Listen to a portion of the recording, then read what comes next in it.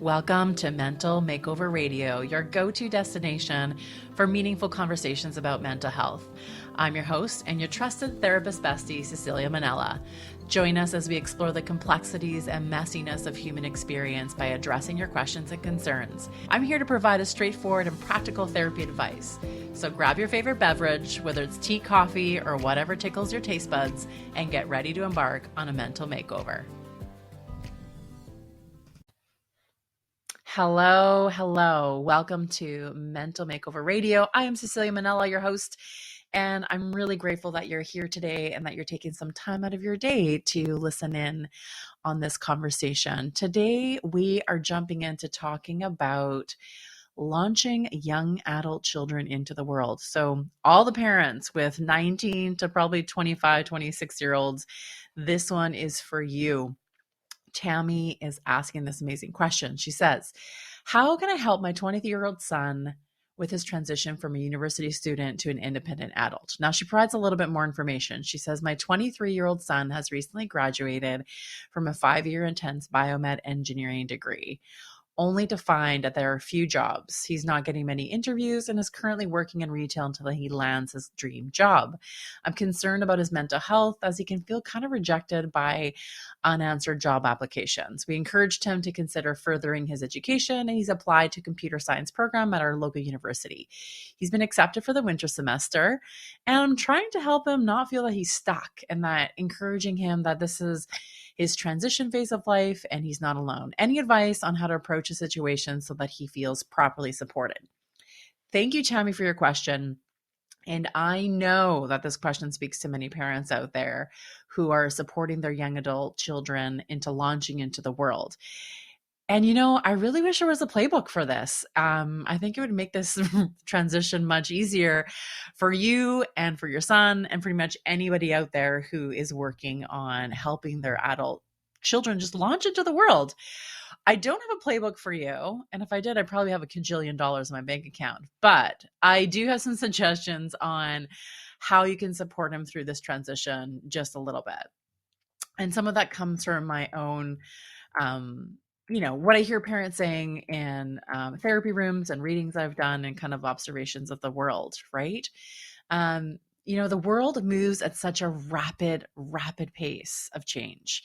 So the way that we grew up isn't the way that the world works anymore. Now, I grew up in the 90s, and I'm sure everyone grew up in different eras who have children, in their 20s who are launching, but we're looking kind of in that phase of the 90s-ish or, 80s.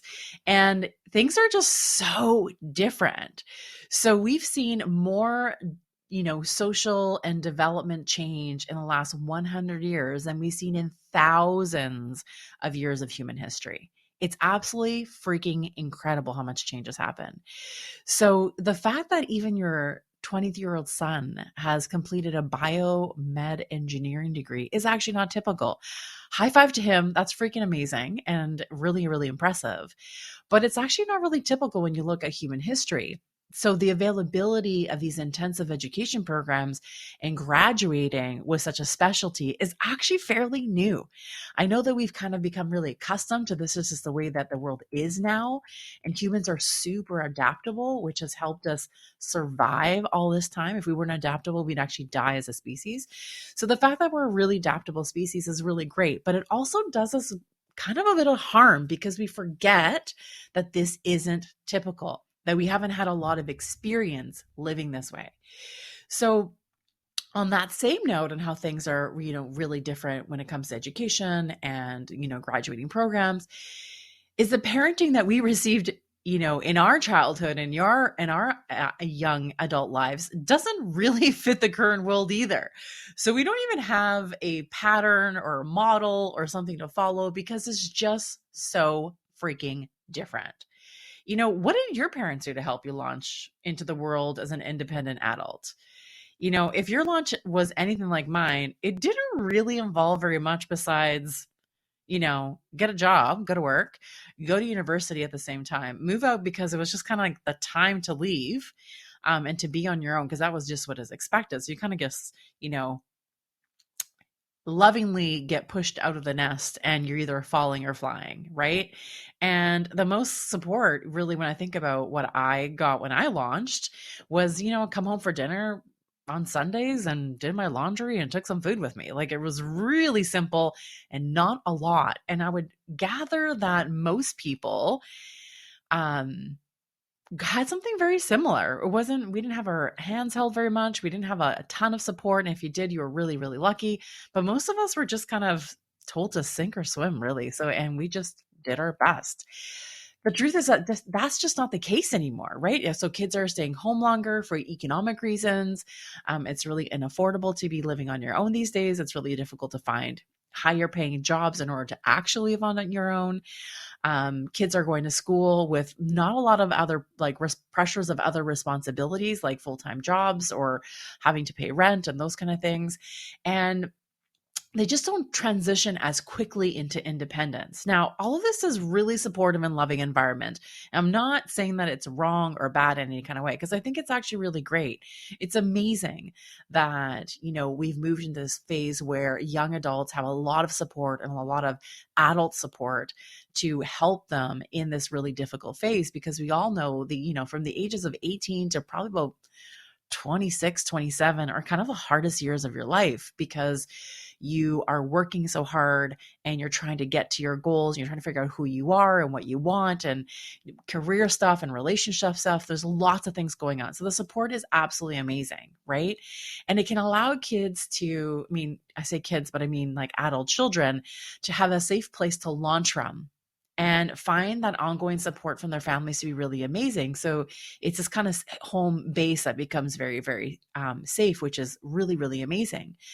The flip side of that, because everything has a flip side, is that the main problem with this is that these young adults are very risk adverse and they're rejection phobic. And they tend to over personalize failure and disappointment. Now, I see this across the board with the young adults that I work with, is that they're very hesitant to take risks. So like everything has been so safe for them and so comfortable that they haven't really taken a lot of risks. And so there's this fear of doing it, and they become very rejection phobic in the sense that everything is put through this lens of rejection. So we don't necessarily, set them up for resilience. Why? Because we don't build resilience in comfort. We build resilience in adversity. Okay. So we don't build this kind of resilience muscle when we're really, really comfortable. We only build it in the face of challenges.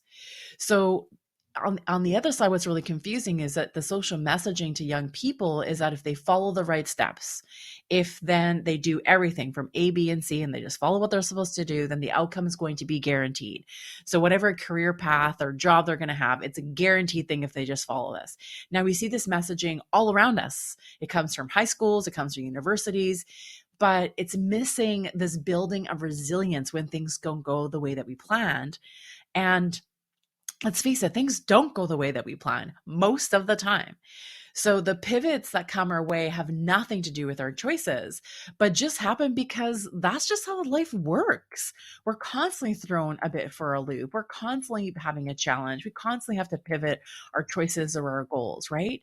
So we protect children from failure so much that they come to believe that failure is actually really bad, and that it's a personal reflection of their value and their worth. And they don't learn that failure is just feedback, and is just, feedback on potentially switching gears or trying to do something different, or to just build tenacity to keep going, to have that grit more than anything else. And I think that's really, really important. There's this really great book called Grit. And in it, they follow the study of following children. So two different groups. So children, that are classified as geniuses, right? So super, super smart. And they were really interested in what happened after high school, basically that kind of later teenage years and into adulthood, because there were children who launched really well and followed their skill set really well. But there are actually a lot of kids who are classified as geniuses actually don't fare well in adulthood, which was really, really interesting. So the book is written by Dr. Carol Dweck, and she did a bunch of research on what is the difference between children who are gifted and those who are not gifted in a certain field, and why they become successful. And what she found is that kids that were didn't have everything super comfortable for them. So maybe they came from households that were a little bit more challenging or not as supportive, didn't have the economic resources, that these kids demonstrated grit, where they learn to be resilient and to push through the failure. So they learn to practice piano instead of being gifted at piano. Or they learn to practice their art and be, let's say, painting versus something that came very easy to them and very gifted. And the difference is that the kids that had a little bit of a challenge actually had greater success long-term than those who were gifted with a skill where things came easy to them. Now, what that says is that we need a little bit of adversity to be successful long-term. We need a little bit of challenge to get to a place of feeling like we're competent and we have skill sets. And what we've done is we've pendulum swung a little bit too far in, protecting our children too much, that when they turn into adults, they actually don't have a lot of resilience. They don't have a lot of this grit. So the goal here is to help young adults build some grit, build that resilience muscle just a little bit, in understanding that some of the messaging that we're getting, that things should be very seamless, and it's just because you check the boxes of A, B, and C, then that this is going to be the outcome you're going to get, is actually not true. And that it's not really reflective of the real world. And that's not how the real world works. So when these young adults face failure or rejection, they over personalize it and they let it defeat them in a way that makes them think that they're making the wrong decisions, or something's wrong with them personally, or they've made the wrong choice. When in fact, this is just how the world works. We get rejected all the time. If you've got kids in their 20s, you have personally experienced a ton of rejection or things not going the way that you wanted them to. The point of grit and persevering is when you try and you fail, we keep trying, and we keep trying over and over and over again until something works, or we try something different. We pivot, right? So what you can do as a parent is really share your own experiences and stories of failure, how it built your resilience, how it helped you grow. We don't often like to share our failure stories. And, I think if we did, we would probably just break down this idea of perfection and this one way of getting somewhere, and we would bring a little bit more humanity to it. I've personally failed, I feel like, a million times. I've tried my hand at so many things and have come to value failure as feedback to tell me, what I need to adjust to do something different, or to pivot, or maybe it just wasn't a really good idea that I originally thought about. I've tried my hands at different businesses that have not gone well. I've tried different creative outlets that just have not really gone the way that I thought they would. Tons of things that I've tried, relationships that haven't worked out. It's all about not giving up at the first sign of failure or rejection. It's about pushing until you can't anymore, or you have to take stock about maybe the way that you're going about it isn't actually working. So it is about flexing that ability to have a little bit of failure, have a little bit of rejection, and feel the discomfort of it and know that you're okay. Feel the discomfort of it and know that it's actually not personal. So I want you to share your personal stories. Let him see that you're not perfect, and that perfection isn't expected, and it's actually not even possible. He's young. I mean, he's been on the planet 23 years, and he will be rejected a zillion times more in his entire life. He might as well get really comfortable with the idea of it. So in the same way that, young people are told if they follow the right steps and they'll get exactly what they want, they also expect to enter at this top level. Gone are the days, it seems like, when we tell young people they need to start at the bottom and work their way up. I've had many conversations with young people about this, and in particular with a recent person who graduated for their bachelor's program, who told me that they expected to make like $90,000 a year to entry level position with zero experience in that field. I mean, it's a little bit ridiculous. So the expectations are just so unrealistic. So we set young people up for failure with these expectations that don't even make any sense. Now, part of this is, at the end of the day, universities are still a business. They're still making money. And so they're selling their programs and they're selling the outcomes, which is totally fine. That's what they're supposed to do. But sometimes those sellable outcomes are actually really unrealistic. And this is a tragedy because the world doesn't really work this way. Again, expectations are not that high. We have to, we all start somewhere and it may not be in the role that we thought it would be. So I would love to ask your son, is there a lower entry position that he can apply for to gain some experience in the industry, to build those connections, to get his foot in the door? There may be more opportunities for him at a little bit of a lower entry rate, or applying for jobs that are adjacent to what he actually wants. So an example is like back in the day when I wanted to be a university professor, I knew that it would be hard to get hired right off the bat. I just knew that because I knew it was really saturated, it was really competitive. So I decided to take a step down from it. And so I was a TA for a couple of years. And being a TA, I worked under a professor and I basically did all the grunt work. But did it pay well? No, it did not actually. Did I love it? No, I didn't really love it, but I learned so much. And what it did, it helped me build some confidence.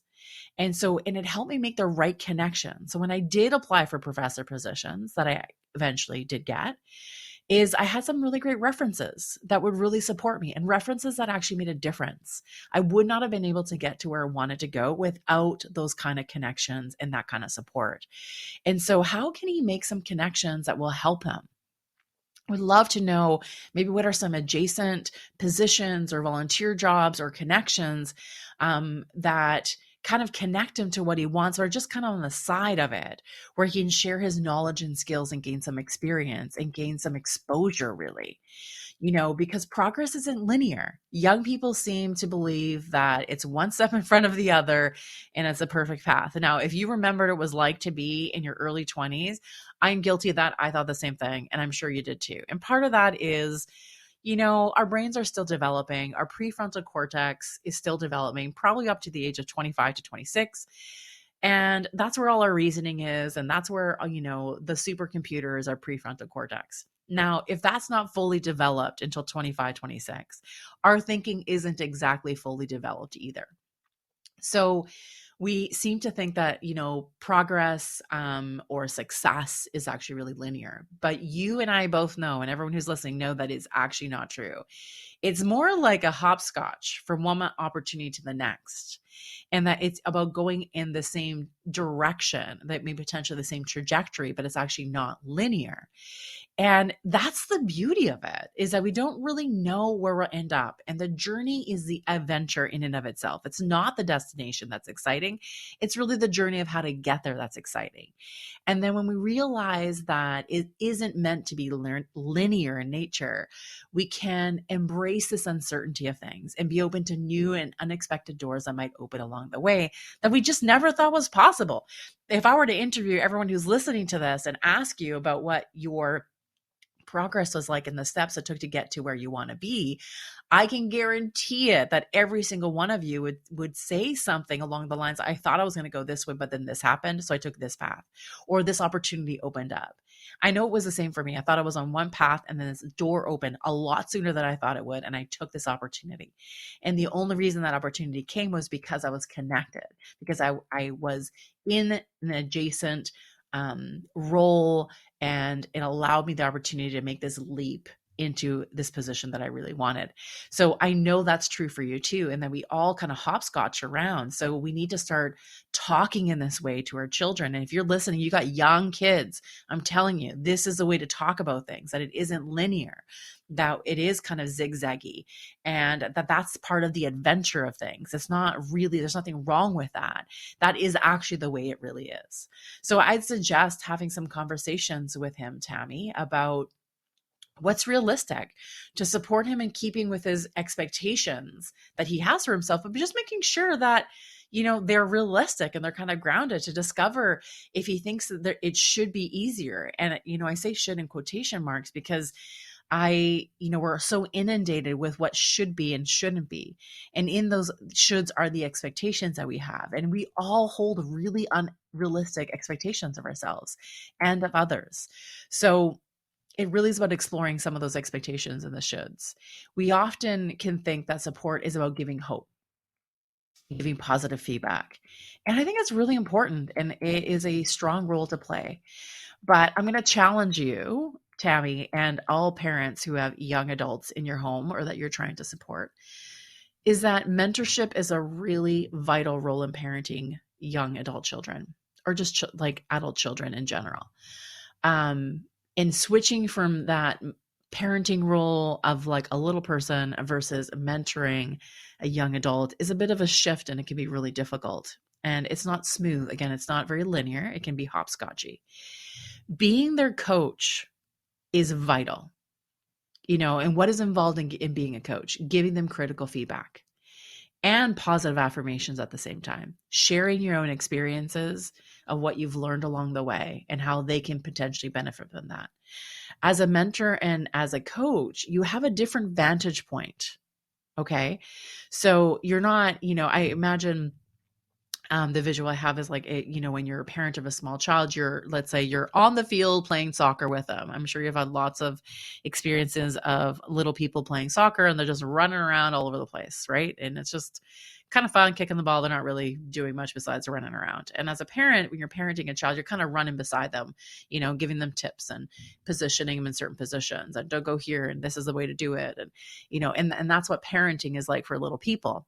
But when you're parenting adults, and you are still parenting adults, by the way, there's no not parenting, you switch more to a mentor or a coach role. And the difference is that you're no longer on the field. You got to get off the field, and you have a different vantage point. So because you can see the entire field, you can see how the players are playing. You can see what the challenges are. You can see, what the weather is going to be like. You can see who's stronger and who's weaker, and what their weaknesses potentially are and how they can get stronger or to play to their strengths. You can see things very differently. So mentoring and being a coach to your adult child is more about sharing those insights of things that you see and not being afraid to give critical feedback. Because again, we're launching adults into the world, and that's preparing them for real world. And the world is full of critical feedback. We need to learn how to take critical feedback. And part of you turning into a mentor and a coach for your son and for, anyone else who's listening is being able to give critical feedback, because it's absolutely necessary for them to hear it. And my last bit of advice on this topic is about self-care.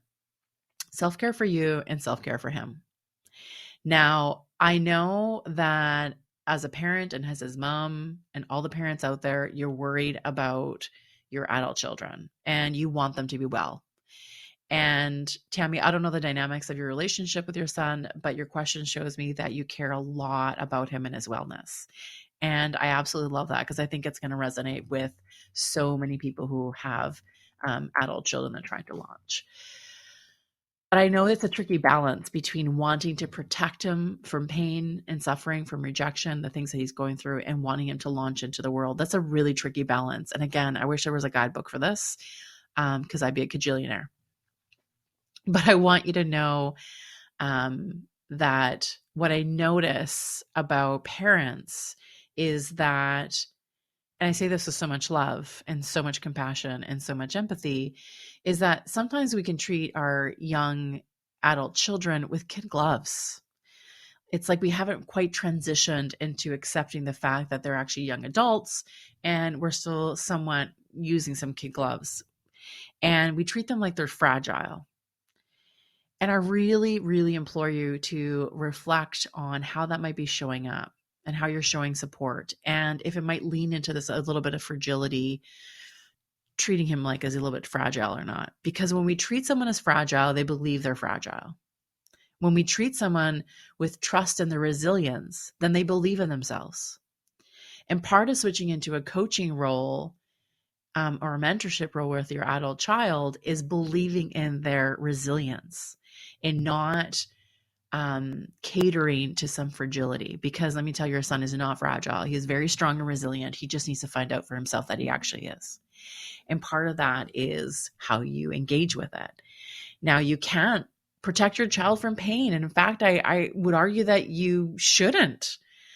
You are the parent you are because you've had the life experiences you've had, painful, challenging, and difficult. Those experiences made you the person that you are today. And that person is freaking amazing. And your child will not grow and develop into their own badassery if you try and prevent them from experiencing similar challenges that you've had. Now, I know you don't want your child to have the exact same experiences you had, and I get it, and that's totally fine. But preventing them from all pain and all challenges is actually not possible. And if you try to do that really, really hard, and you can kind of create this bubble and this comfort, then it's actually not going to serve them, because in those challenges that we've all lived through, now that we're on the other side and into adulthood, is what makes us super resilient. It's what makes us able to deal with ongoing challenges, is because we've lived through some things that were really, really difficult and we weren't protected from them, weren't bubbled wrapped from them. So we grow and learn in these painful, challenging life experiences. Protecting someone from that, those similar experiences just impedes their own development. You can provide this amazing and beautiful safe place to land in the midst of all these hard experiences. You can cheer and you can mentor and you can love them, but you cannot prevent the pain from happening.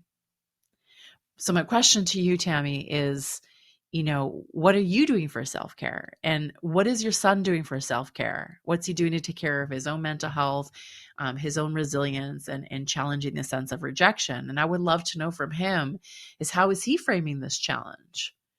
And what meaning is he giving it? And is there a way that he can frame it in a way that isn't personal rejection, but more of a reflection of the tenacity that he has for keeping to apply, and that rejection is just part of the game? Is he asking for feedback from them to know how he can improve in his application or his interviews? Is he getting any feedback from them? Is he welcoming that critical feedback? Because that's what builds resiliency, is being able to welcome some of that critical feedback. There's just so much growth in him in this challenge. And it sounds like he has a really great backup plan to help him get an edge, in this super competitive world. And, I wish there was a really simple solution, Tami, and to all the parents out there. I wish I would have one for you and for all the parents who are struggling to support their young adult children to launch into the world. The world is a hard place and things don't go according to plan most of the times. What we can do is help prepare them for uncertainty and see it as an opportunity for growth and to build resilience, and perhaps to pivot, and pivoting that it's okay to change the plan. It's okay to readjust as you go along.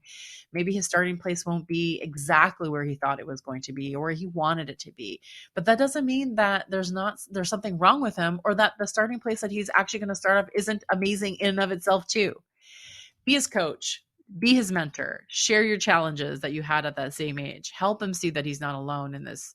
This struggle is a rite of passage into adulthood, where you can learn to pursue goals and adjust as he goes along and be willing to change course when needed. But most of all, it's a lesson that nothing is actually personal in the world, and it's just part of the messy human experience that we've all gone through and continue to actually go through. So I hope you found this episode helpful and integrate some of these things into your life, into your relationships, into your parenting. If you think someone else would really benefit from this episode, please feel free to share it with them. I would love for you to do that. Thank you again for being part of this meaningful conversation today. If you enjoyed the show, don't forget to hit like, subscribe, and follow button on your preferred platform. Your support fuels the growth of this podcast and enables us to reach more people like you. This show wouldn't be possible without you. So take a quick look at our show notes for a convenient link on how to submit your questions for a chance to be featured on our upcoming episodes. Thank you again for being part of the Mental Makeover community. Until next time, be brave, be bold, be well.